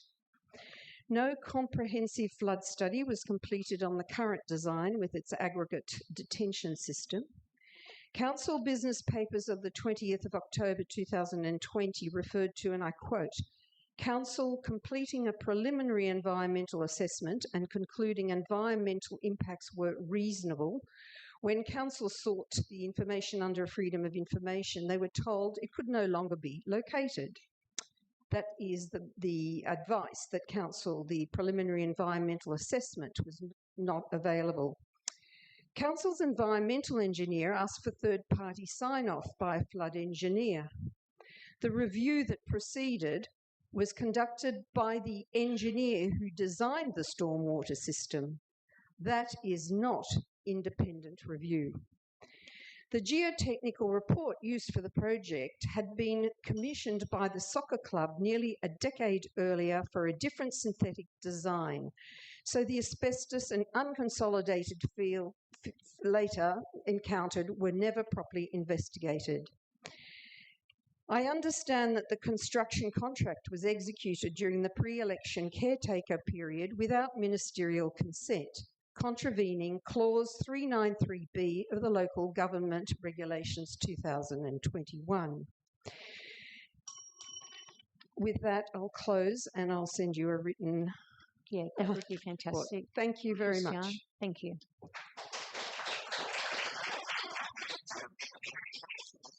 Okay, our next speaker is Nicole Cole, speaking for.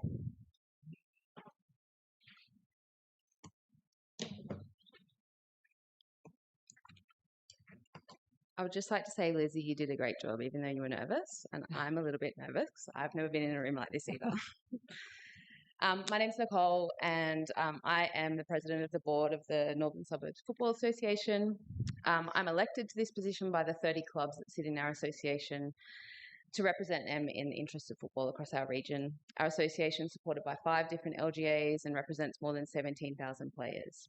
Football is the highest participation sport in Australia, and if I look at the Comanara ward, I would say that of the 17,000 residents in that area, there's probably circa 2,000 players in our association that are in that ward. Whilst we don't record them in wards, we record them in clubs. That equates to about 12% of the Comanara ward. Now, just because we only have 2,000 players, there's probably double that in family and associated people within the football community in the Comanara ward alone. What really upsets me is that field has been closed for way longer than I've been holding this position. I've been a volunteer in the football community for a very long time, and I'm pretty sure I've never played on or walked on that field. Reopening the field is critical, not just to football, but to the Comanara community, the broader Ku-ring-gai community, and the hundreds of children that miss out on playing, the adults that miss out on playing, the families and volunteers that put in many, many hours to make football happen. I want to acknowledge the concerns that people have raised. I live in the Comanara ward. I've heard all of the concerns. I've read all the discussions online. I'm very aware of all of those feelings, but what I'm really concerned about is the closure of the field. This is a really important asset to the community, not just for football, for many other uses. I think it's really important that we focus on the future and moving forward with this project. I respectfully ask Council to support the advice given, adopt the recommendation and allow the community to reclaim this field. Across our entire association, field availability is already extremely limited. Kevin pointed out some of those facts, the growing population of football players. These are shared assets, these fields, and these are used by multiple clubs, both locally and visiting teams alike. Having a field out of service has tangible impacts on family time, participation rates, travel distance, fuel costs now, and overall access to the sport, or any sport. The loss of one field places additional pressure on the surrounding grounds, wear and tear, and compounding maintenance issues for the council.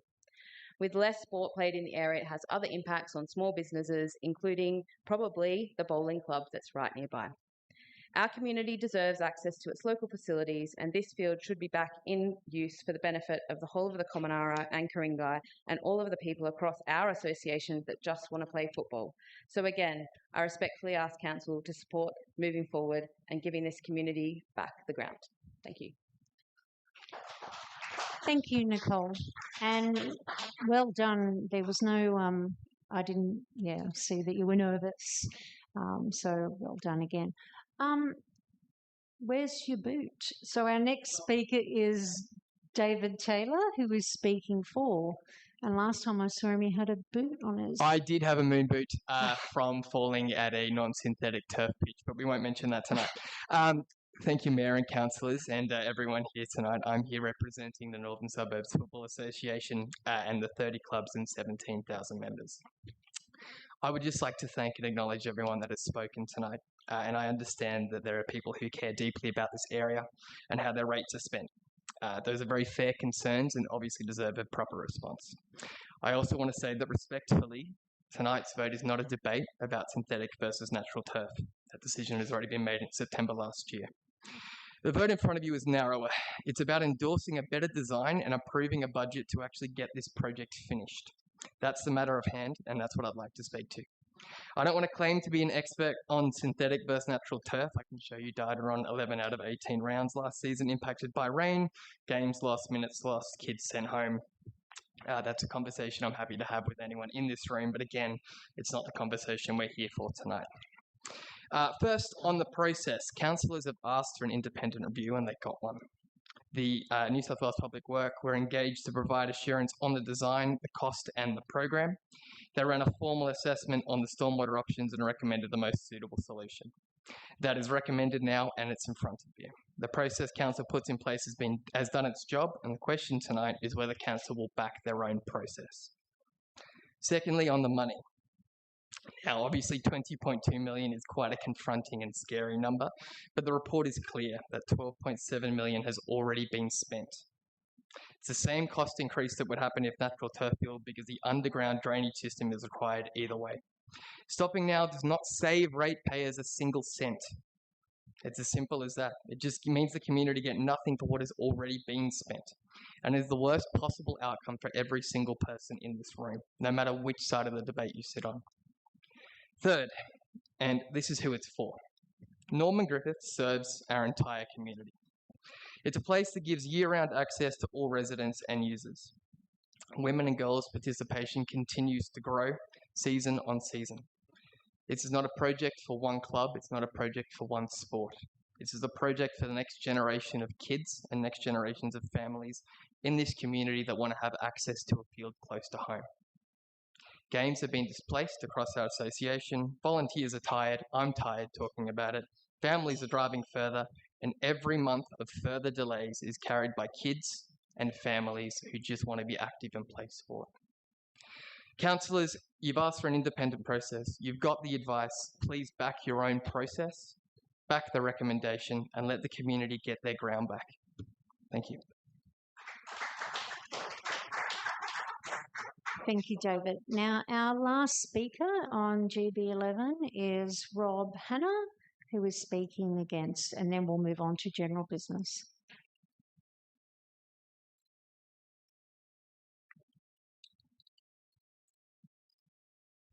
Hello, Mayor, councillors, staff and community. I just have to raise one point about the survey that was mentioned by the two West Pymble Soccer Club memberships. It wasn't a community survey.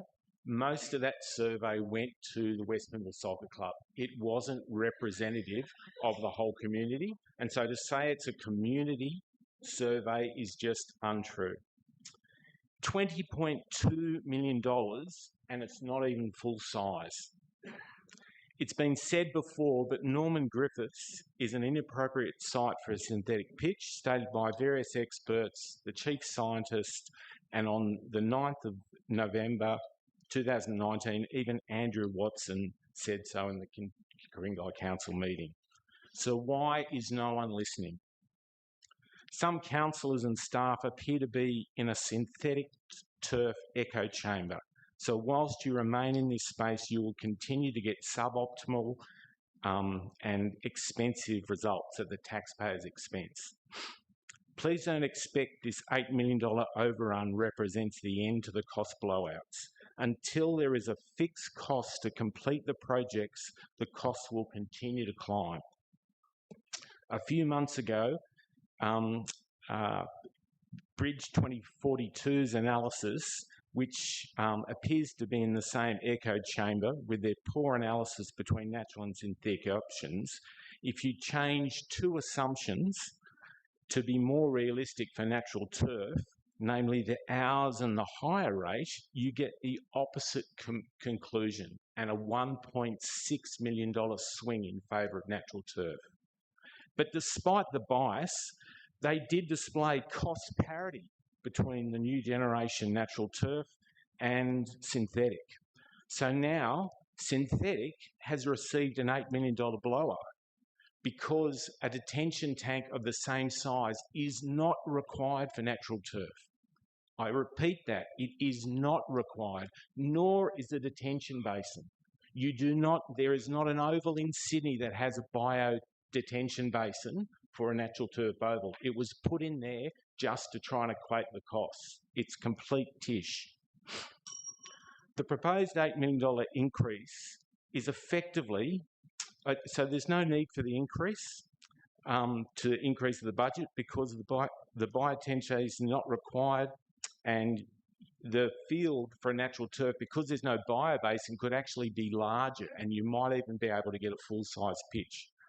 The proposed $8 million increase is effectively going on the Ku-ring-gai Council credit card of reserves that will then also have to be replenished by ratepayers, of which I am one, and I'm opposed to it. Please do the right thing and reject the proposal. Engage in a truly independent advisor, please.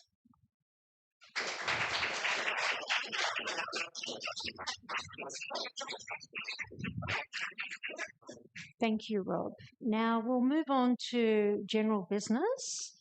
So the first topic is, we've got Kristen Hayward, who is representing Voices of Ku-ring-gai, and the topic is Planning Proposal 130 Caledon Street, St Ives. We might just wait a minute or so to let to the football people leave. Yep, no problem.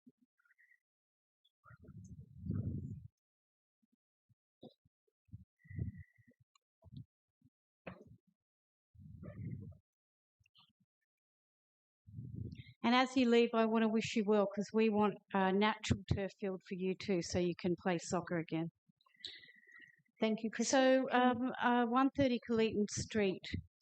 I'm also the secretary of the Strata Committee for 132 to 138 Caledon Street, which is the property next door. So I'm talking with both of those hats on. There was this planning proposal to destroy over 100 trees was rejected by council, and you went into a mediation process to which I was invited to as a secretary of the Strata Committee. And we just got a letter on the 2nd of April. I know you know about 130 Caledon Street. We've been talking about this for years. We just got a letter from Spark Hellimore on the 2nd of April to say that they have, the parties have reached an in-principle agreement despite our objections.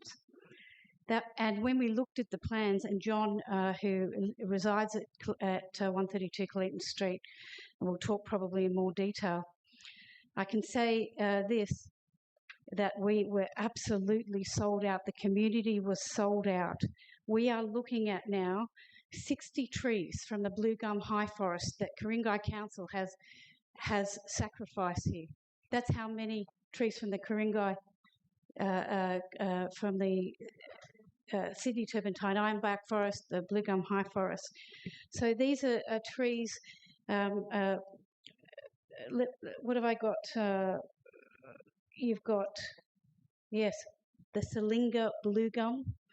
You've got grey gums. We've got the Angophora cristatus. We've got a whole lot of, about 60 trees are going to be destroyed from the blue gum high forest. We've also got the largest tree there that around 9 stories high that will not be provided any protection. So Tree 96 is a huge blue gum, and the current design intrudes 14.9% in the TBZ, a major encroachment under AS 4970. The rules state that if encroachment exceeds 10%, the design must be modified to reduce the impact. That's not the case. The planning proposal was accepted with that encroachment. This big blue gum will die without the protection. What happened here? Do we need to refer this to an independent body who can scrutinise this development application? How was it approved? Something is really not right here and has never been right with this property. There are other regulations that have been broken as well. How is it that you can be against 3 to 29 Bridge Street and they don't have over 100 trees that are coming off that site?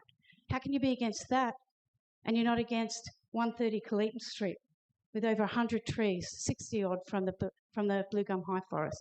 There's something really wrong with this. I'm going to send this information to councillors, and I just would like you to take a look and do your own independent investigation.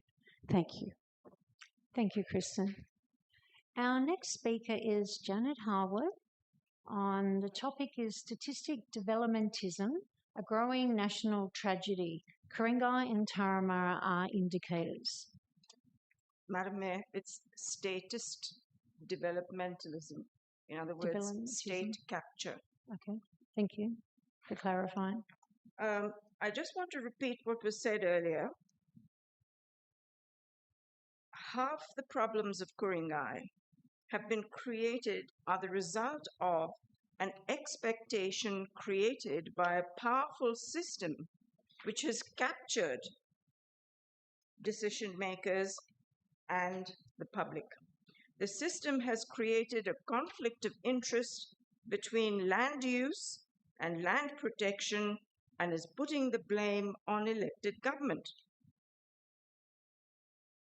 To escape this statist development and state capture, this address is directed to the federal elected government, the Prime Minister, the Federal Treasurer, and the Environment Minister. The media is simply not talking about the issues that matter to our survival in the future.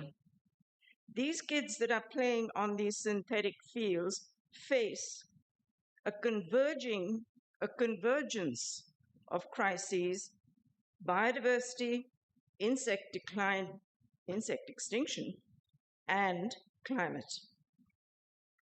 We must ask the Federal Treasurer to allocate money away from the AUKUS killing machines to the eco-literacy that our public needs, to understand the decisions that are required to make protection the new business, because we will not survive if we continue along this path. Our councillors have enough experience and knowledge and understanding to know what to do, to create a planning proposal to give the future a process to protect the people and the ecosystems that we depend on. But the governance structures to protect must be appropriate to securing local government in the national interest, because local government is the closest to the life support of ecosystems. Oh, you've got 30 seconds left, Janet. A report has already been begun by this Action Research, and I call myself an apocalyptic activist because I tell everybody about how bad it's going to be. And This report will be submitted to federal government, but it will be first shown to our elected councillors. Thank you. Thank you, Janet. Okay, our next speaker is Nathan Farrow, and the topic is Marion Street Theatre.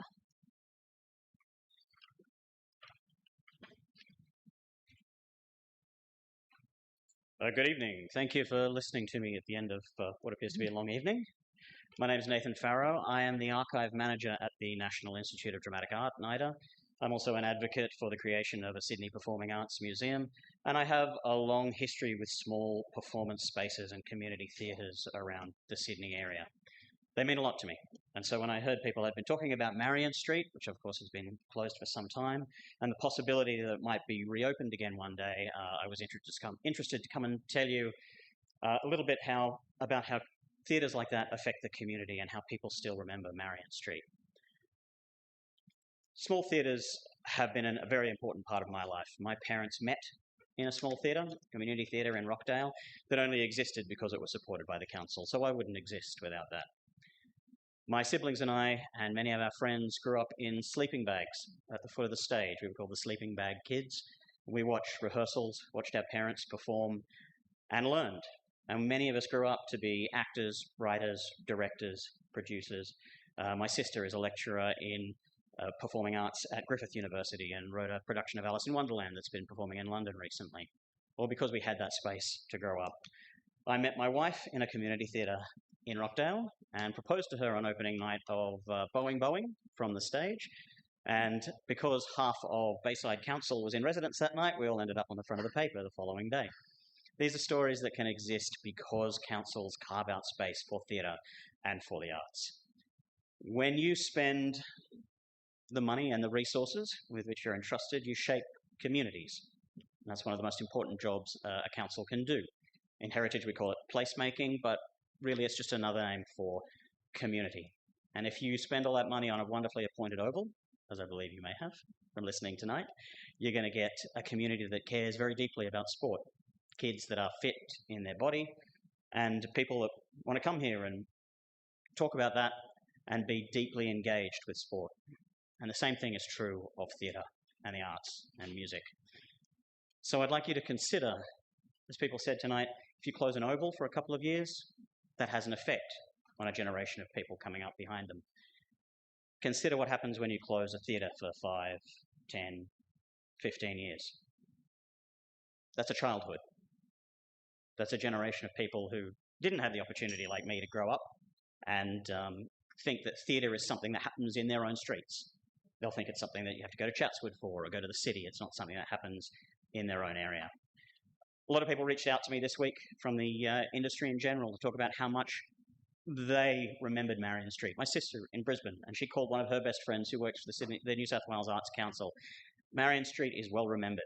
It is still loved. It's a recognisable brand, if you want to discuss it that way. But it is remembered around Sydney, and people are waiting to see what you do with it. Thanks very much. Thank you, Nathan. Our next speaker is Laurie Power, representing Save Marion Street Theatre and speaking on the Save Marion Street Theatre.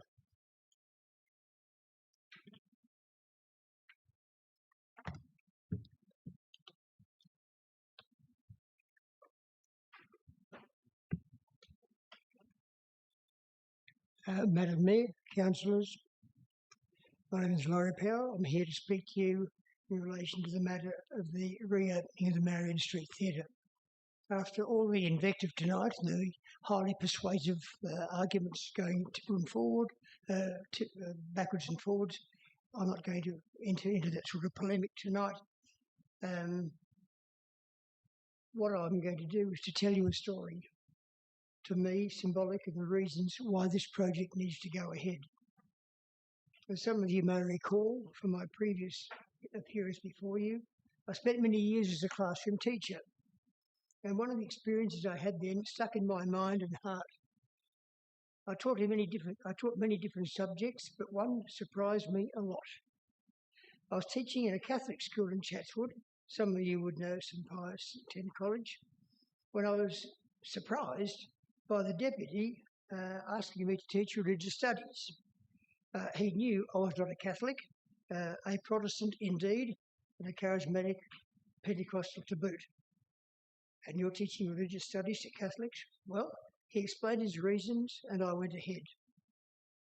In the course of that year, I was appalled to find out how little of their own religion any of them knew. So I took them on a radical excursion. I took all of the Year 9 to a contemplative nunnery on the south coast. An order that took the usual monastic vows, but 2 additional ones as well, namely the vows of stability, which means they don't talk almost all the time, and of stability, which means, and of silence, that silence is the not talking. Stability means they stay in the same place for all of their lives. The boys were rather taken aback at first, but as the day went on, they got to get the feel of the place. They had many questions of the nun who was taking them around. She had dispensation from the silence vow for the day. There was her quiet assurance of who she was and why she was there that got to them. They had they couldn't stop talking about it that day on the long trip back home and for the rest of the year. In their view, many expressed it thus. It was the best excursion they'd ever done, and they learnt more about their own religion that day than in all the classes they'd sat through in the years before. For at least 10 or 15 years after that, I left that school and I went to Chatswood for shopping. I was almost guaranteed to run into an old boy with kids of his own, who would come up to me and relive that day's experience. Experience. There's nothing like the live stuff. That is why kids of all ages, from 9 months to 90 years and beyond, need the live experience of Marion Theatre. Thank you, Laurie. Our next speaker is Sean Clark, also speaking on Marion Street Theatre.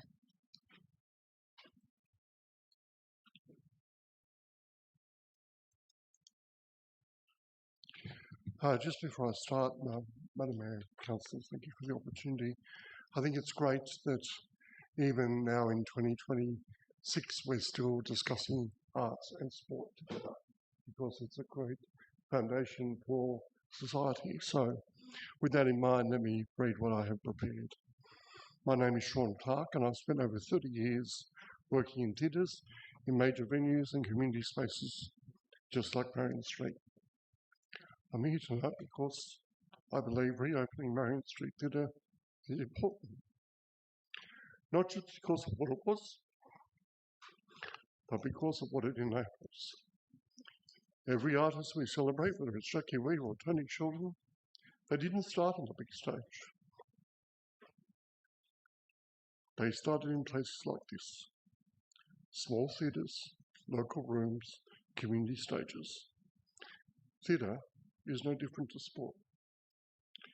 It builds an audience, it teaches skill, it gives people a place to belong. These places are part of a wider ecosystem. You remove one part and the whole thing weakens. Quietly at first, and then all at once. Other local government areas would be relishing a building like this. If this was sport, ironically tonight, we wouldn't hesitate. We'd fix the ground, we'd open the gate, we'd invest. But in the arts, we wait, we delay. So instead of listing arguments, I just want to leave you with something simple. I was so nervous. Take your time. The Theatre Waits is the title. It stands there still, in quiet space, a memory held in time and place. Not lost, not gone, not swept away, just waiting for another day. If this was sport, we'd never wait. We'd fix the ground, we'd open the gate, we'd mark the lines on local fields and bring it back to what it yields. Jackie Weaver once stood right there. Her future not yet close, but near. And Tony Sheldon, just the same, began before he knew his name. Because a theatre's never just a shell of timber, steel and dust.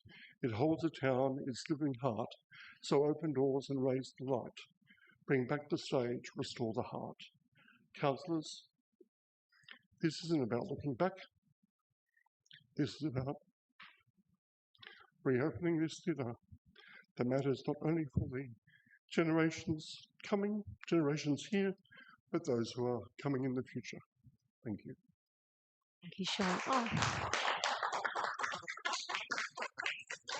Sean, I've got a question from one of the councillors. Would you like to take the question? Up to you. So if you just make your way back to the lectern, and then I'll call on Councillor Indu Balachandran to ask one or two questions. Sean, thank you. That was incredibly powerful to hear. I was wondering if you wrote the poem. Between myself and AI having a bit of a tussle, but I enjoy poetry. I've had a 30-year career in the arts, so in that respect, I'm a very good wordsmith when it comes to getting my points across, and I find poetry is a very easy way to do that. Would you mind sending us a copy of that? Sorry? Would you mind sending us a copy of I sure can. Thank you. Thank you so much, Sean. No, it doesn't look like anyone else. Oh, no, we do have one more speaker. No more questions. We have our last speaker this evening who is online, which is John Wolfrad. And the topic is AHG Homebush Proprietary Limited versus Ku-ring-gai Council, Blue Gum High Forest and Protection of Sydney Blue Gums, including Tree 96 at 130 Culloden Street. So hopefully you can hear us, John? I can hear you. Did you Yeah. Can you? Great. Okay. I'm John Walkrad. I represent my wife Susan and myself as owners. We live right next door to 130 Culloden Street, St Ives, where council right now is in conciliation to allow the building of a 7-storey apartment block in a 5-storey neighbourhood. Our key message is we particularly want council to protect 3 Sydney blue gum trees as part of this conciliation process. As background, the development site contains 79 trees of the Blue Gum High Forest, listed as critically endangered in New South Wales Government Gazette number 89. Council and the developer are legally obligated to protect the Blue Gum High Forest under New South Wales law. It is not optional. Blue Gum High Forest includes not only the Sydney blue gum species, but also blackbutt, turpentine, grey gum and flooded gum. And 3/4 of these 79 trees are to be cut down. More alarming is that 81%, or 4/5 of the highest ecologically significant trees, the Sydney blue gums themselves, are to be cut down. Without these canopy trees, there is no Sydney blue gum high forest. There are 26 of these magnificent canopy trees.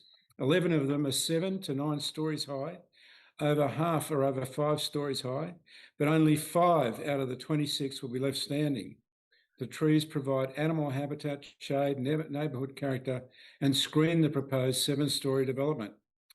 2 of the 21 trees are being cut down just to make way for a footpath straight to the front door lobby, which raises the question, why didn't the developer and council prioritise these large canopy trees as required under Urban Forest Policy Principle number 3? It would not be difficult to orient the footpath around these trees. Most important is tree 96, the most significant tree on the site, 27 metres tall, equivalent to a 9-storey building.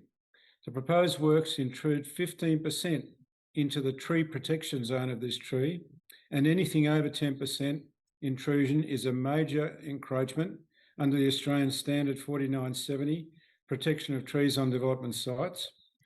Because about 30% of the roots on the west side of the tree are to be removed, there is a significant major risk of imbalance, poor health and death.